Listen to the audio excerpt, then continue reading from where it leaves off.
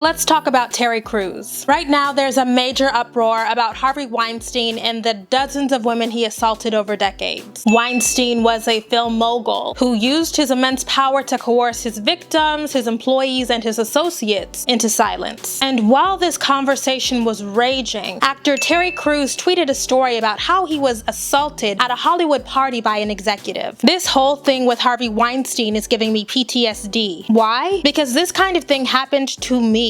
My wife and I were at a Hollywood function last year, and a high-level Hollywood executive came over to me and groped my privates. He went on to say that he was in a room full of people, his wife witnessed the assault, and he never came forward for fear of the repercussions. This is a big deal, and I'm so glad Terry Crews thought to share this. We know that people who perpetrate assault tend to do so serially, so if he did this to Crews in a crowded room, he's probably done it to others. I'm really thankful that we live in a time where people feel safe coming forward with their stories like this, and it underscores something that's foundational to feminist activism and discourse. The feminist battle against rape culture and for enhanced protections for victims of sexual assault is anti-patriarchy, but it is not anti-men. Those two concepts often get conflated, and I'll admit that some of the language that we use to discuss this issue might obscure that point. But let's make it clear. When feminists say deconstructing patriarchy actually serves to make everyone safer, a lot of men dismiss it out of hand or refuse to acknowledge it. Because often we are talking about violence against women and the ways that women are harmed and degraded in sexist society. And that should be enough to convince you that broad societal change is necessary because women are people. But we know that that's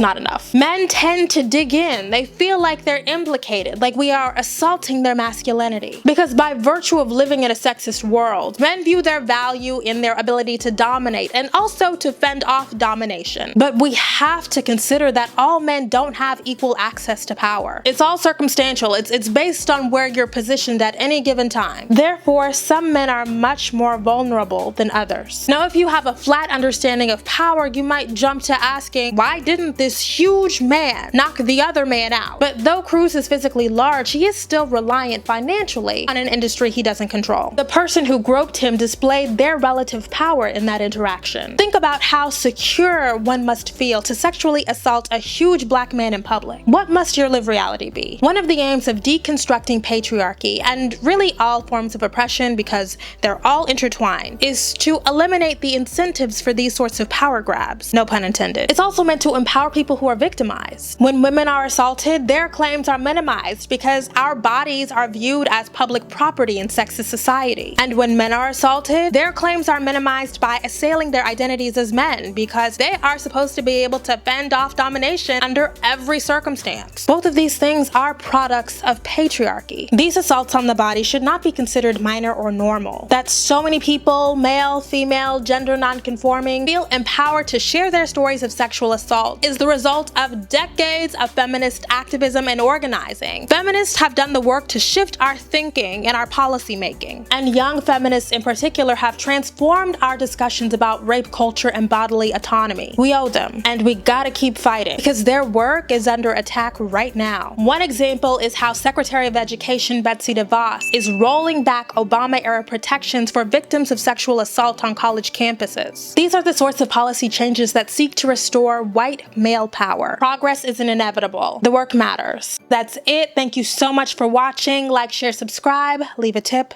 See you next time.